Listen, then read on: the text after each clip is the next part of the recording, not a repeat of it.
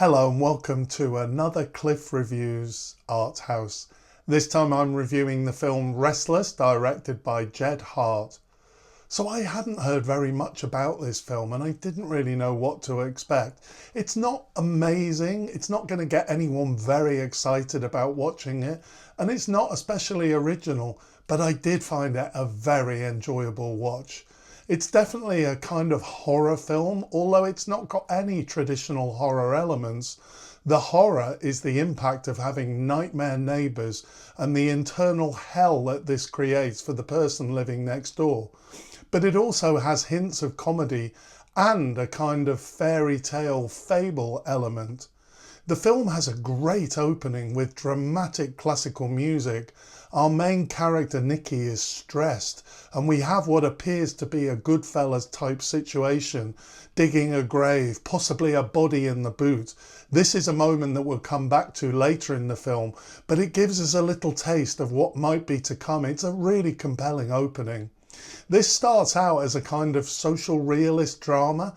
A woman whose son is away at uni and whose parents, who lived in the house next door, have both recently died.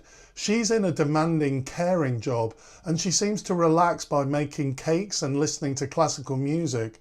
Then she gets the neighbours from hell who move into her parents' old house. All night, loud booming music is playing, making it impossible for her to sleep. She tries a number of different ways to deal with the situation, none of which are successful, and each seems to make the situation worse. It's quite a stressful film to watch. It's a very relatable situation, so I think it is. It does become very engaging. Things start to spiral out of control and things get worse and worse, and it really takes us on a roller coaster ride. Much of the film is building up to the crescendo of her effectively having a complete breakdown. There's no let up in the anxiety, and there are times when the tension is just unbearable. Although this doesn't have conventional horror things happening, the horror is definitely in the mental torture. And her house literally starts to throb to the music. The lights start flashing in time to the music. The lights turn red, giving a kind of horror aesthetic. Cracks appear in her house at one point. The metaphor of her processing the grief of her parents' death and of the empty nest syndrome, I guess, is kind of obvious, but I found it effective nonetheless. There is some humour in the film which doesn't really give any relief, but it did make me laugh at several points. I loved the small touch of the level indicator on the kettle. We see that it's not yet at maximum. Although things have already got pretty bad, it's an indicator that there's even worse to come. Peter Bradshaw, the Guardian critic, was really critical of the film. He felt that the build-up of the horror established the film's realist credentials, but he considered that the film's let down by a completely unreal and silly ending.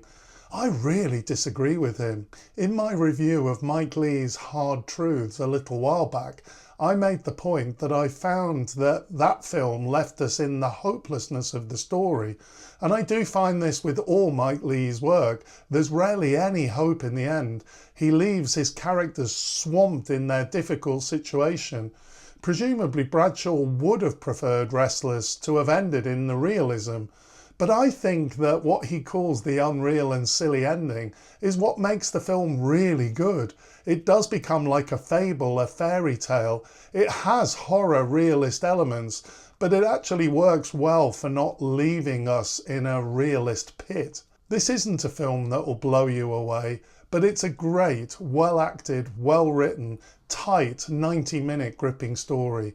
It's provocative and it's anxiety-inducing with a great and satisfying ending. I do recommend this film. Thanks for watching and I'll see you next time.